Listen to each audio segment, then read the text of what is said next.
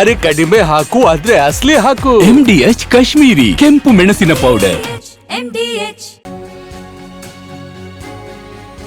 ಪುಡಾರಿ ರಾಜೀವ್ ಗೌಡ ಸೌಮ್ಯ ಸ್ವಭಾವದವರಂತೆ. ರಾಜೀವ್ ಗೌಡ ಪರ ಸಚಿವ ಮುನಿಯಪ್ಪ ಬ್ಯಾಟಿಂಗ್. ಮಹಿಳಾ ಅಧಿಕಾರಿಗೆ ಫೋನ್ ಕರೆ ಮಾಡಿ ಬೆದರಿಕೆ ಹಾಕಿದಂತಹ ರಾಜೀವ್ ಗೌಡ ಬಹಳ ಸೌಮ್ಯ ಸ್ವಭಾವದವ. ಜೆಡಿಎಸ್ ಪಕ್ಷದ ಪೋಸ್ಟರ್ ಬ್ಯಾನರ್ ತೆಗೀತಿಲ್ಲ, ಕೇವಲ ಕಾಂಗ್ರೆಸ್ ಬ್ಯಾನರ್ ತೆಗೆದಿದ್ದಾರೆ ಅಂತ ಹೇಳಿದ್ದಾರೆ. ಅದಕ್ಕೆ ರಾಜೀವ್ ಆಕ್ರೋಶ ಹೊರಹಾಕಿದ್ದು ಅನ್ನೋದು ಸಚಿವ ಮುನಿಯಪ್ಪ ಅವರ ಸಮಜಾಯಿಷಿ. ಒಬ್ಬ ಪೌರಾಯುಕ್ತೆಗೆ ಬ್ಯಾನರ್ ಅನ್ನ ತೆಗೆದಿರುವಂತಹ ವಿಚಾರಕ್ಕೆ ಸಂಬಂಧಪಟ್ಟಂತೆ ಕರೆ ಮಾಡಿ ಅವಾಚ್ಯ ಶಬ್ದಗಳಿಂದ ನಿಂದಿಸಿ ಜೀವ ಬೆದರಿಕೆ ಹಾಕಿದಂತಹ ಆರೋಪವನ್ನ ರಾಜೀವ್ ಎದುರಿಸ್ತಾ ಇದ್ದಾರೆ. ಆದರೆ ಸಚಿವ ಮುನಿಯಪ್ಪ ಅವರು ಹೇಳ್ತಾ ಇರೋದು, ರಾಜೀವ್ ಗೌಡ ಸೌಮ್ಯ ಸ್ವಭಾವದವರು, ಜೆಡಿಎಸ್ನ ಬ್ಯಾನರ್ಗಳನ್ನ ತೆಗಿತಿಲ್ಲ, ಕಾಂಗ್ರೆಸ್ನ ಬ್ಯಾನರ್ಗಳನ್ನ ಮಾತ್ರ ತೆಗಿತಿದ್ದಾರೆ ಅಂತ ಹೇಳಿ ರಾಜೀವ್ ಗೌಡ ಆಕ್ರೋಶವನ್ನ ಹೊರಹಾಕಿದ್ರು ಅಂತ. ನನ್ನ ಜೊತೆಯಲ್ಲಿ ಸುಮಾರು 10 ವರ್ಷ ಹತ್ತತ್ರ ಇದ್ದಾರೆ. ಇಂಥ ಎಮೋಷನ್ ಆಗಬಾರ್ದಾಗಿ ಒಬ್ಬ ರಾಜಕೀಯ ವ್ಯಕ್ತಿ ಶಾಂತಿಯಿಂದ ಇರಬೇಕು. ಉಸ್ತುವಾರಿ ಸಚಿವರಿಗೆ ಹೇಳ್ಬೇಕಾಯಿತು, ಇವರು DC ಅವರಿದ್ರು, AC ಅವರಿದ್ರು, ತಹಸೀಲ್ದಾರ್ ಇದ್ರು, ಅವ್ರಿಗೆ ಗಮನಕ್ಕೆ ತರೋದೇ ಕರೆಕ್ಟಾಗಿ ಬಿಟ್ಟರೆ ನಾವೇ ಕಾನೂನನ್ನು ಕೈಗೆ ತಗೊಳ್ಳೋ ಅವಕಾಶ ಸರಿ ಇಲ್ಲ. ಬಟ್ ಇಷ್ಟು ವರ್ಷ ಜೊತೆಯಲ್ಲಿದ್ದು ಅಲ್ಲಿ ಕೆಲಸ ಮಾಡ್ತಾ ಇದ್ನು, ಜನಸೇವೆ, ಇದು ಕುಡಿಯೋ ನೀರಿಗೆ ಅನುಕೂಲ ಮಾಡ್ತಿದ್ದ, ಹಾಸ್ಪಿಟ್ಲಿಗೆ ಮೊಬೈಲ್ ವ್ಯಾನ್ ಆಗ್ತಿದ್ದ, ಬಡವರಿಗೆ ಮದುವೆ ಮುಂಜಿ ಇವೆಲ್ಲ ಮಾಡ್ತಿದ್ದ. ಇಷ್ಟು ದಿನದಲ್ಲಿ ಒಂದು ದಿನ ಕೂಡ ಈ ಭಾಷೆಯನ್ನು ನಾನು ಕಾಣಲಿಲ್ಲ. ನನಗೆ ಆಶ್ಚರ್ಯ ಆಗ್ತದೆ. ಈ ರೀತಿ ಎಮೋಷನ್ ಆಗಬಾರ್ದು. ರಾಜೀವ್ ಗೌಡರು ಸೌಮ್ಯ ಸ್ವಭಾವದವರು ನನ್ನ ಜೊತೆಯಲ್ಲಿ ಸುಮಾರು 10 ವರ್ಷ ಹತ್ತತ್ರ ಇದ್ದಾರೆ.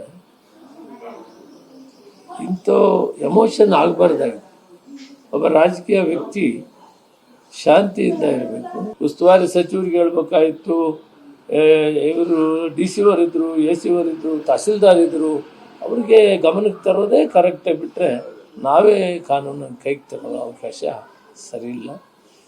ಬಟ್ ಇಷ್ಟು ವರ್ಷ ಜೊತೆಯಲ್ಲಿದ್ದು ಅಲ್ಲಿ ಕೆಲಸ ಮಾಡ್ತಾ ಇದ್ನು, ಜನಸೇವೆ, ಇದು ಕುಡಿಯೋ ನೀರಿಗೆ ಅನುಕೂಲ ಮಾಡ್ತಿದ್ದ, ಹಾಸ್ಪಿಟ್ಲಿಗೆ ಮೊಬೈಲ್ ವ್ಯಾನ್ ಆಗ್ತಿದ್ದ, ಬಡವರಿಗೆ ಮದುವೆ ಮುಂಜಿ ಇವೆಲ್ಲ ಮಾಡ್ತಿದ್ದ. ಇಷ್ಟು ದಿನದಲ್ಲಿ ಒಂದು ದಿನ ಕೂಡ ಈ ಭಾಷೆಯನ್ನು ನಾನು ಕಾಣಲಿಲ್ಲ. ನನಗೆ ಆಶ್ಚರ್ಯ. ಬೆಂಕಿ ಹಚ್ತೇನೆ ಅಂತ ಹೇಳಿದವನು ಸೌಮ್ಯ ಸ್ವಭಾವದವನ, ದಂಗೆ ಎಬ್ಬಿಸ್ತೇನೆ ಅಂತ ಹೇಳಿದವ ಸೌಮ್ಯ ಸ್ವಭಾವದವನ, ಚಪ್ಪಲಿಯಲ್ಲಿ ಹೊಡೆಸ್ತೇನೆ ಅಂತ ಹೇಳಿದ್ರು ರಾಜೀವ್ ಗೌಡ, ಅಧಿಕಾರಿಗೆ ಬೆದರಿಕೆ ಹಾಕಿದ್ರು ಕೂಡ ಮುನಿಯಪ್ಪ ಅವರು ಮಾತ್ರ ಬ್ಯಾಟಿಂಗ್ ಮಾಡ್ತಿದ್ದಾರೆ ರಾಜೀವ್ ಪರ. ರಾಜೀವ್ ಸೌಮ್ಯ ಸ್ವಭಾವದವನು ಅಂತ ಮುನಿಯಪ್ಪ ಅವರು ಹೇಳಿರೋದು ನಿಜಕ್ಕೂ ಅಚ್ಚರಿ ಮೂಡಿಸುತ್ತೆ. ರಾಜೀವ್ ಗೌಡ ನನಗ್ ಗೊತ್ತು ಅಂತ ಮುನಿಯಪ್ಪ ಹೇಳ್ತಿದ್ದಾರೆ.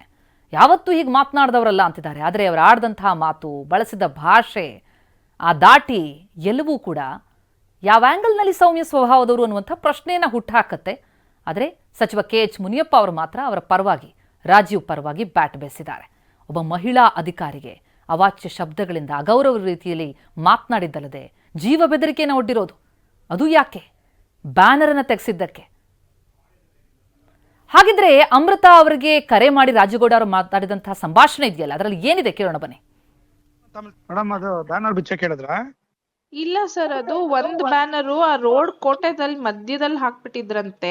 ಅದೇನೋ ಗಾಡಿಗಳಿಗೆ ಗುದ್ಕೊಂಡ್ ಹೋಗ್ಬಿಟ್ಟಿದ್ದಾರೆ, ಅವ್ರು ಯಾರೋ ಪಬ್ಲಿಕ್ ಕಂಪ್ಲೇಂಟ್ ಮಾಡ್ತಾ ಇದ್ರು ಅನ್ಬಿಟ್ಟು ನಾನು ಸರ್ ಅವ್ರಿಗೆ ಹೇಳಿದ್ದೆ, ಸರ್ ಒಂಚೂರು ಸೈಡ್ ಅಲ್ಲಿ ಕಟ್ಕೊಳಕ್ ಹೇಳಿ. ಬ್ಯಾನರ್ ಏನೋ ಬಿಚ್ಚಿದಿರಿ ಅಂತಂದ್ರೆ ಬಂದ್ ಬೆಂಕಿ ಹಚ್ಚಿಬಿಡ್ತೀನಿ ಅಷ್ಟು ಹೇಳಿದೀನಿ. ನಾನು ಇನ್ನ ಒಳ್ಳೆತನ ನೋಡಿದಿರಿ, ಕೆಟ್ಟತನ ನೋಡಿಲ್ಲ ಸರ್. ಒಂದ್ ನಿಮಿಷ, ಬ್ಯಾನರ್ ಬಿಚ್ಬಿಟ್ಟದು ಆಫೀಸ್ ಅಲ್ಲಿ ಇದೆ ಸರ್, ಅದನ್ನ ಮಧ್ಯದಲ್ಲೆಲ್ಲ ಕಟ್ಟಿದ್ದಾರೆ, ಆಕ್ಸಿಡೆಂಟ್ ಆಗಿದೆ ಅಂತೆ.